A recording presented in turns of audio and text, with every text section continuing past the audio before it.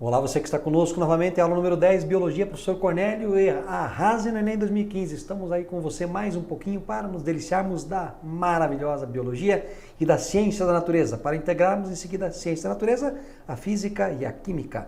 Vamos continuar trabalhando com Fisiologia, que é um dos conteúdos contemplados dentro das 8 competências, 30 habilidades que o INEP reserva para nós no Enem. E que você vai revisar conosco para ter uma prova de excelente qualidade.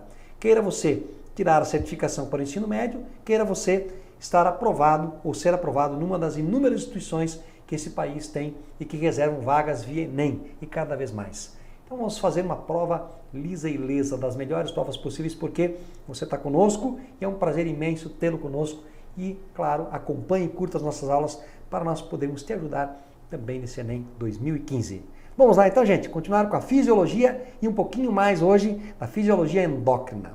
Então nós vamos analisar com vocês hoje o chamado sistema endócrino. Sistema endócrino, como o nome sugere, endo, vem de dentro, né? Glândulas endócrinas são aquelas que secretam hormônios na corrente sanguínea. Cornélio, tem outro lugar para secretar? Não. Uma glândula endócrina secreta o hormônio na corrente sanguínea. O que é um hormônio? O hormônio é uma substância química de caráter regulador. Você pode me perguntar, Cornélio, mas como é que uma célula endócrina secretou o hormônio na corrente sanguínea? Como é que esse hormônio sabe que ele vai ter que agir sobre uma outra célula lá distante? Por quê? Esta célula distante, que é a célula-alvo, ela tem na sua membrana, como você pode observar aqui, receptores de membrana. Os receptores de membrana permitem, portanto, que o hormônio identifique esta célula-alvo. Portanto, um hormônio não age sobre qualquer célula, ele vai agir sobre uma célula-alvo que tem um receptor. Por exemplo, o LH, liberado pela adenohipófise, age sobre os testículos. Os testículos estimulados liberam, por exemplo, a testosterona. Ok? Seguindo. Uma comparação rápida, como nós vimos na aula anterior, sistema nervoso, vamos comparar a ação do sistema nervoso com o sistema endócrino. O sistema nervoso, como nós falamos, tem uma mensagem eletroquímica de altíssima velocidade, gasto energético altíssimo, bomba de sódio e potássio. A via de distribuição são os neurônios. Em geral, poucas células são excitadas. Você tocou, é ali que sentiu e só. E a resposta ela é rápida, só que ela passa rapidamente. Ela é passageira. O sistema endócrino tem uma mensagem que é meramente química. Ela tem uma velocidade baixa porque ela é distribuída pelo sangue. O gasto energético é muito baixo porque é o sangue que leva. A via de distribuição é o sangue. Só que dependendo da quantidade de receptores, muitas células podem ser estimuladas simultaneamente. A ação ela é lenta, mas ela é duradoura. Ok? Aqui nós temos um esquema mostrando as principais glândulas. Então nós vamos ter aqui a pituitária ou a hipófise. Tá? Então se você observar aqui, hipófise ou pituitária. É uma das glândulas que, se você fizesse uma linha no meio da testa e aqui no seio lateral, onde as duas se encontram, teríamos mais ou menos a hipófise. Vamos analisar a hipófise, vamos falar da tireoide, vamos falar da paratireoide, vamos falar dos testículos na aula de reprodução, vamos falar dos ovários também na aula de reprodução, da suprarrenal ou adrenal, tá? Que são as glândulas que nós veremos agora, exceto as reprodutivas, testículos e ovários, que temos uma aula especial. E vamos falar do pâncreas, que tem grande possibilidade de aparecer algo sobre isso. Então, primeiramente, quando falamos da hipófise, a hipófise é a famosa glândula mestre. A hipófise ela está na célula túrgica, lá no cérebro, no encéfalo, e vamos imaginar que aqui eu tenho a hipófise. Integrada a ela, nós temos o hipotálamo, aquela glândula mediadora entre sistema nervoso e endócrino. Olha aqui, representado. O hipotálamo, por exemplo, produz 2 hormônios bem interessantes. Um deles chama-se ADH, hormônio antidiurético ou vasopressina, e o outro hormônio é o hormônio chamado ocitocina. Tá? Esses hormônios são produzidos no hipotálamo, armazenado na neurohipófise, que está aqui em amarelo, e secretados pela neurohipófise. A neurohipófise não produz nada, ela só secreta o que o hipotálamo produziu. Em contrapartida, o hipotálamo libera vários fatores estimulantes e inibidores em relação à adenohipófise, fazendo a adenohipófise produzir muitos hormônios. Por exemplo, o hipotálamo libera o tal do GnRH. É um fator hipotalâmico que estimula a adenohipófise a produzir os hormônios gonadotróficos LH e FSH. Tá? Outro exemplo clássico, o hipotálamo produz o GnGH, que é um fator hipotalâmico que estimula a adenipófise a produzir o somatotrófico, ou seja, o GH, o hormônio do crescimento. A adenipófise também produz o ACTH. O ACTH é o hormônio adrenocorticotrófico, que é um hormônio que age sobre o córtex da suprarrenal, estimulando a suprarrenal a produzir os hormônios mineralocorticoides, glicocorticoides e os andrógenos. Temos também a adenohipófise produzindo o TSH, o hormônio tireotrófico, o hormônio que estimula a tireoide a trabalhar. E temos também o hormônio prolactina produzido pela adenohipófise, que estimula a mama a crescer e também a produzir leite e manter a produção de leite. Como havia comentado, a neurohipófise só vai vai secretar o que foi produzido pelo hipotálamo. Por exemplo, a ocitocina, que estimula a ejeção de leite e não a produção, estimula as contrações do útero no trabalho de parto, e também o hormônio ADH, que regula, obviamente, como o nome sugere, o hormônio antidiurético, a diurese. E como regula a diurese, tem tudo a ver com o controle da pressão arterial, por isso que é também o hormônio chamado de vasopressina. Esses são os hormônios relacionados à hipófise. Tá? Um exemplo interessante. O hipotálamo liberou um fator hipotalâmico que estimulou a hipófise a liberar o TSH, hormônio tireotrófico, um hormônio de ação indireta, porque ele estimula uma glândula a trabalhar. Então o hormônio tireotrófico, o TSH, ele age sobre a tireoide, fazendo com que a tireoide produza o T3 e o T4. T3 e T4, triodotironina e tiroxina, ou tetraiodotironina, ou tiroxina, estimulam o metabolismo, aumentam o metabolismo. O aumento de T3 e T4 inibe a ação do TSH, mecanismo esse conhecido por feedback negativo. Então, aproveitando aqui a tela, vamos colocar assim, vamos colocar num gráfico. Vamos imaginar que aqui nós temos o tempo e aqui a concentração hormonal. Então o TSH vai aumentando, depois diminui. Então o TSH é o estímulo, olha a resposta, T3 e T4. O patrão manda, o funcionário obedece. Ele manda, o funcionário obedece. Parou de mandar, ele para de obedecer. Essa é a relação de feedback negativo. O TSH estimula o T3 e T4, T3 e T4 estimulam, inibem o TSH. Na verdade, aqui nós temos uma questão bem interessante que eu gostaria de ressaltar com vocês. TSH, o hormônio que sai da adenipófise, estimulando a tireoide, faz a tireoide produzir o T3 e T4. T3 e T4 controlam o metabolismo basal. Se o indivíduo tiver muito T3 e T4, ele vai ter um metabolismo aumentado. Ele vai ter uma sintomatologia de hipertireoidismo. Taquicardia, sua muito, muita sudorese, magreza, muita agitação, não consegue dormir, pode desenvolver o bócio, a tireoide pode crescer e esse indivíduo tem que ser tratado muitas vezes com a destruição da tireoide ou a retirada dela. A falta do T3 e T4 gera uma doença chamada hipotireoidismo, que tem vários tipos, inclusive tem casos genéticos. Tem um hipotireoidismo por falta de estímulo. Tem um hipotireoidismo por destruição, uma lise da própria tireoide, o de Hashimoto, que é uma doença autoimune. Então o indivíduo fica o quê? Ele engorda, fica devagar, tem muito sono, bradicardia, a respiração é lenta, não tem vontade para nada e etc. O hipotireoidismo mais grave é o congênito. Por isso que existe uma norma que a criança tem que fazer no teste do pezinho, 72 horas após ela nascer, ela tem que fazer uma coleta. É feita nela uma coleta de sangue e se avalia se ela tem ou não um hipotireoidismo.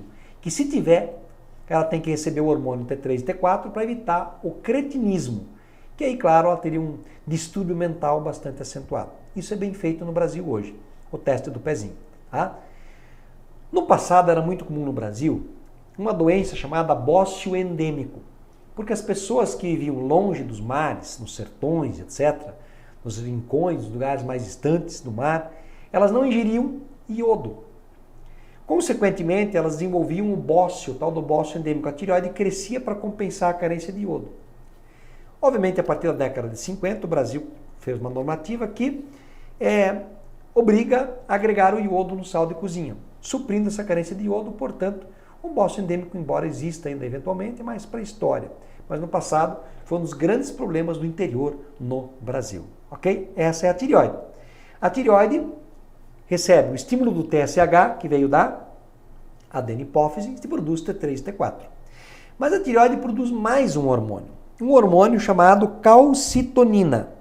Tá? A calcitonina. A calcitonina é um hormônio que não tem relação com o TSH. Então funciona assim. A calcitonina, ela tem uma relação íntima com outro hormônio chamado paratormônio que vem da paratireoide. Paratireoide são 4 pequenas glândulas localizadas atrás da tireoide. Então funciona assim. Vamos anotar aqui ao lado para você, para facilitar. Tá? Então, quando aumenta a quantidade de cálcio no sangue, se libera calcitonina. A calcitonina vai fazer com que o cálcio vá para os ossos. Não só o cálcio, mas também o fósforo. Tá? Agora, quando há uma baixa de cálcio no organismo, você pode acompanhar aqui, ó. O que vai acontecer? Libera o paratormônio. Ele aumenta a absorção de cálcio no intestino, devido à ativação da vitamina D. E ele retira cálcio, né? Obviamente de quem? Dos ossos para mandar para o sangue. E ele absorve mais cálcio pelos rins, voltando a aumentar o teor de cálcio na corrente sanguínea. Então, repetindo, ó, quando aumenta o teor de cálcio na corrente sanguínea, aumentou o teor de cálcio na corrente sanguínea, libera a calcitonina que veio da tireoide, que faz com que o cálcio vá da corrente sanguínea para os ossos, provocando calcificação. Quando cai o teor de cálcio na corrente sanguínea, se libera o paratormônio das paratireoides, que estimulam a mobilização, ou seja, a retirada de cálcio dos ossos e mandam para o sangue e mantém o equilíbrio. Se faltar a calcitonina, o que vai acontecer? Fraqueza óssea.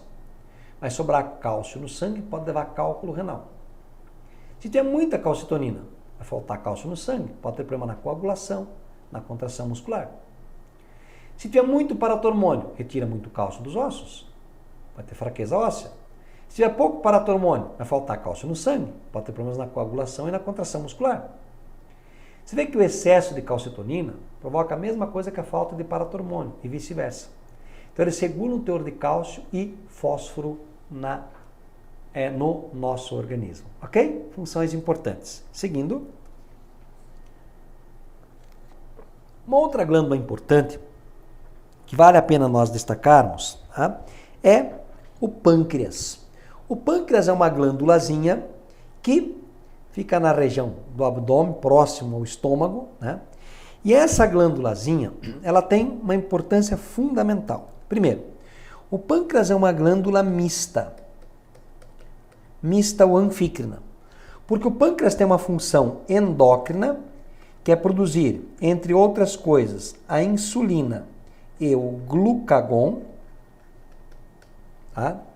E tem uma função exócrina, que é produzir o suco pancreático.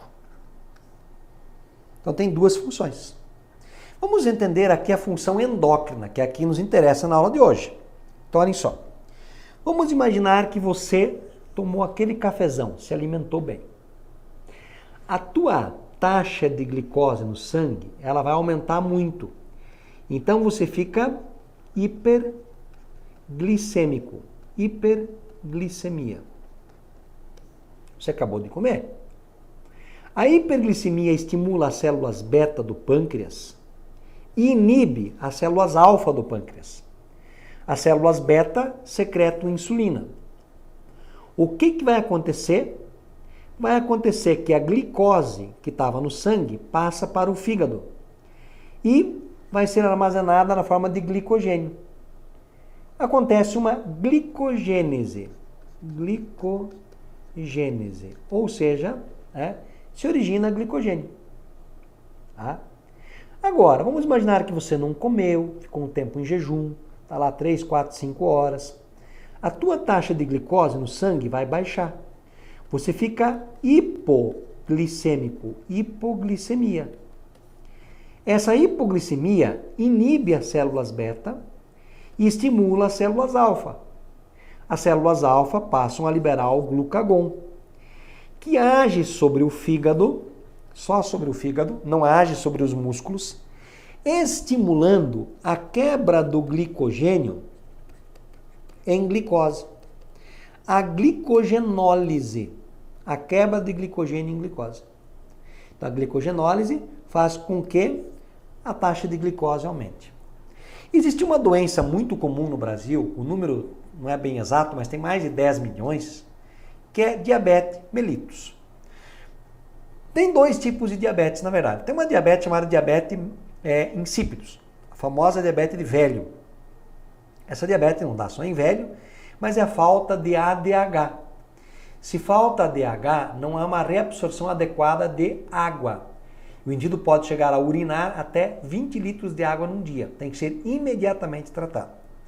A diabetes mellitus, o mellitus, é um diabetes que tem o tipo 1 e o tipo 2. Tipo 1, insulina dependente, tipo 2, insulina não dependente.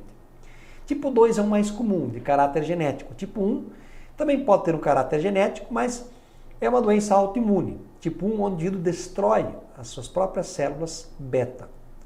E aí vai ter que depender da insulina. Se o indivíduo é diabético, siga uma lógica simples. Não tem insulina, não manda glicose para a célula. A célula continua no meio de um manjar de comida com fome. Isso gera no indivíduo aquela ansiedade por comer doce. Se a glicose permanecer na corrente sanguínea, isso gera o quê? Aumento de pressão arterial. Esse aumento de pressão arterial pode afetar o olho, pode levar a glaucoma, pode levar a problemas sérios renais e cardíacos também. Pode acontecer que se não tiver glicose, o organismo vai ter que se alimentar de outra coisa. E começa a acontecer uma gliconeogênese, ou seja, quebram-se coisas que não eram glicose em glicose, por exemplo, aminoácidos. Podem se quebrar gorduras e podem gerar os chamados corpos cetônicos. O indivíduo passa a ter um cheiro de cetona na urina, a tal da cetonúria. Se a pressão arterial aumenta, uma saída é aumentar a filtração renal. Portanto, o indivíduo passa a ter poliúria, começa a urinar muito. E tudo aquilo que for acima de 180 mg/cento de glicose no sangue é liberado na urina. Então, a urina do indivíduo é doce, ele passa a ter glicosúria. Esse cara pode ter dificuldade na coagulação e também na cicatrização. No passado, para saber se o indivíduo era diabético, os médicos ou experimentavam a urina ou jogavam sobre um formigueiro. Se as formigas saíam e ficavam todas oriçadas, atiçadas, significa que o cara era diabético. Hoje, claro, um simples teste de glicemia pode dar indícios e confirmar ou não uma doença como essas. Ok? Diabetes tipo 2, geralmente existe uma resistência à ação da insulina e não a falta da insulina. Isso, obviamente, é controlado com medicamentos e, claro, se for necessário, o médico achar que é necessário, pode até se dar a insulina que o indivíduo não produz. Beleza? Então é muito importante ficarmos atentos a essa glândula. Vamos lá, dando continuidade. Outra glândulazinha são as suprarrenais, duas. Como o nome sugere, elas estão sobre os rins. As suprarrenais em córtex, aqui você observa, nós temos o córtex e a medula. Na medula é ali que se libera a adrenalina. Tem uma inervação do sistema nervoso autônomo simpático que age sobre a medula da suprarrenal, liberando a adrenalina que te prepara no momento de luta, de fuga, de medo. E vai fazer o quê? Tudo aquilo que nós comentamos. Taquicardia, midríase, ou seja, a pupila vai dilatar, aumenta a sudorese, construção dos vasos, aumenta a pressão e etc. Então esse é o principal hormônio da medula. do córtex, nessa região cortical, nós vamos ter cortisona, ou hidrocortisona, que tem uma ação fantástica anti-inflamatória. Como o nome sugere, também tem uma ação glicocorticoide no metabolismo de glicose, né? Na verdade, os corticoides podem provocar a gliconeogênese, especialmente destruindo proteínas. Isso pode fazer a tua imunidade cair porque anticorpos podem ser destruídos. Tá? Promove a degradação de proteínas, perda de massa muscular. Isso pode inclusive atrapalhar o crescimento, porque o excesso de corticoide pode inibir o hormônio do crescimento, o GH. Ok? A aldosterona, que é um hormônio que regula o teor de sódio e potássio no nosso organismo. Depois, quando falarmos em excreção, eu falo um pouco melhor sobre a atuação da aldosterona. Mas ela aumenta a reabsorção de sódio e elimina mais potássio. E, consequentemente, regula a pressão arterial. A falta dela pode gerar uma doença grave chamada síndrome de Addison. E os hormônios andrógenos. Andro vem de homem, gênese e origem. Obviamente, esses hormônios participam da formação dos caracteres sexuais masculinos. A mulher também tem andrógeno. Só que a mulher não tem o principal andrógeno, que são mais de 20 tipos, que é o andrógeno testicular, chamado de testosterona. Os andrógenos da mulher vão dar um pouco de fogo, apetite sexual. No homem, né, como é o testicular, muito fogo. Né? E também as características secundárias masculinizantes.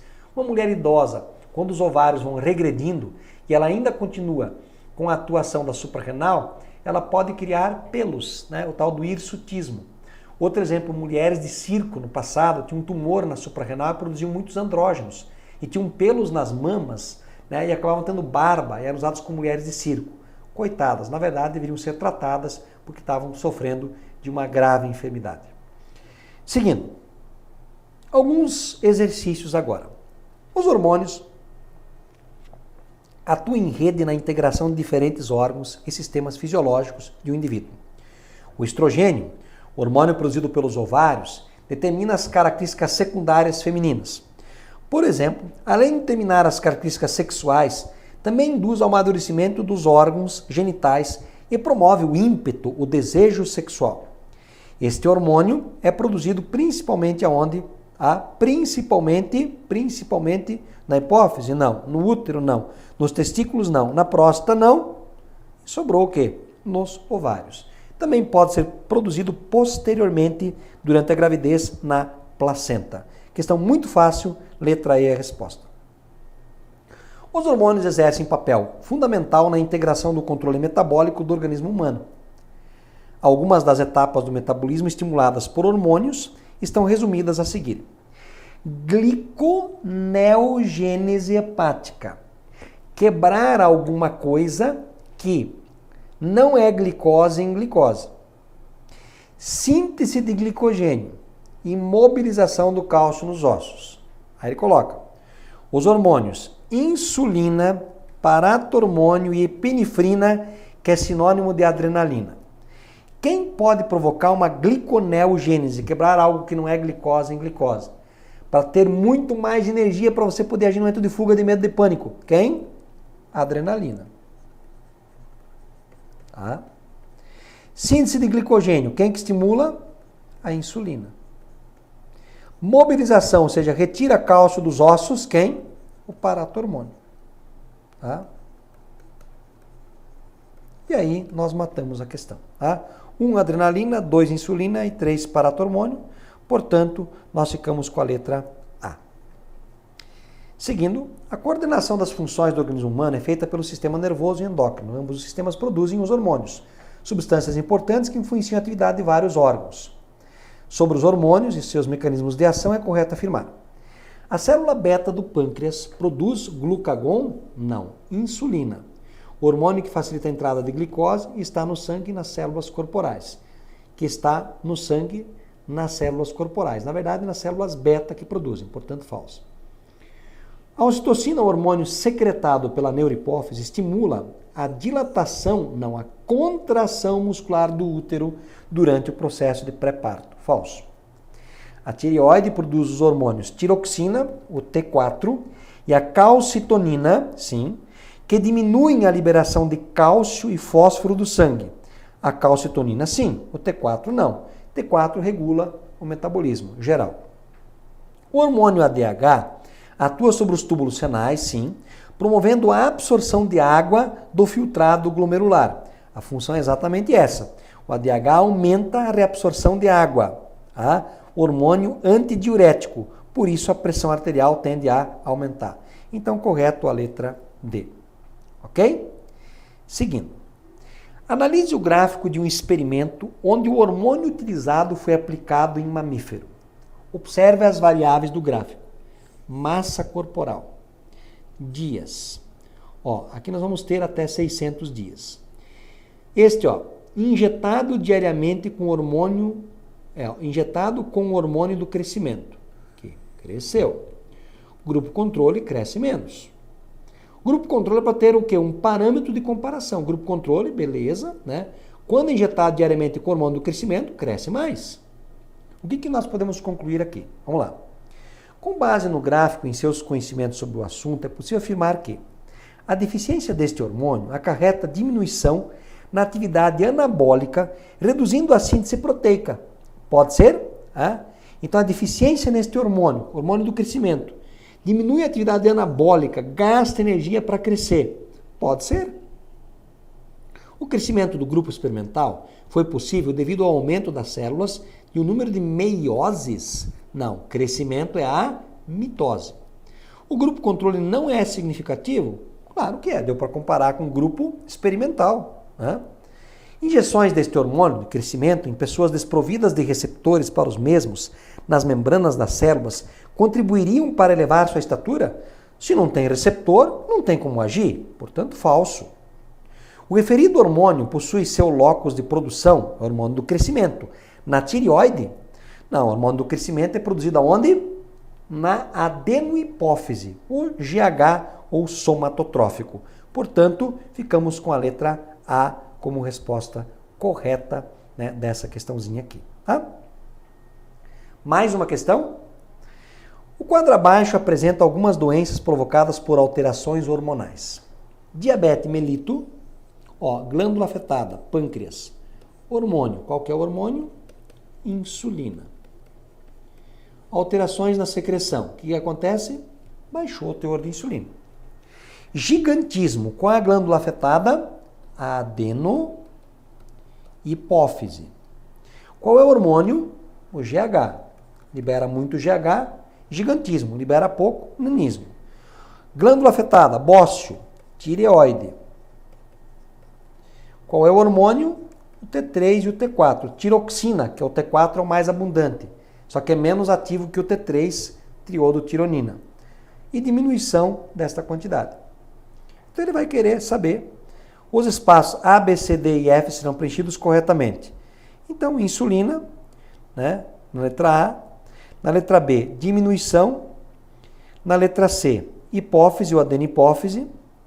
Na letra D, tireoide e tiroxina. Tireoide, né? E na letra E, né, tireoide, né? Então, nós vamos ter aqui como resposta a alternativa C, como resposta insulina, diminuição, hipófise, GH, tireoide e tiroxina, portanto, a letra C, ok? Aqui algumas questões interessantes, né, nessa nossa aula, e vale a pena destacar o seguinte, né? Quanto à presença das questões no Enem, vale muito a pena você entender, né, alguns aspectos ligados a algumas doenças que têm aparecido. Talvez o bócio endêmico, a diabetes, né, ou diabetes, que apareceu já numa charge do Garfield, né, que a gente vai analisar com vocês posteriormente. Também algumas coisas ligadas à questão da regulação de feedback negativo. E o especial aqui, o que mais tem aparecido é o ciclo menstrual, que nós vamos revisar nas próximas aulas. Então fique atento ao sistema endócrino, que é um sistema de controle, mas um controle que ele é químico e não eletroquímico como o nervoso. Ok? Um grande abraço a todos e não esqueça, arrasa no Enem 2015. Contamos com você arrasando em 2015 e nós juntos fazendo o melhor trabalho possível. Um grande abraço a todos e até a nossa próxima aula. Valeu, pessoal!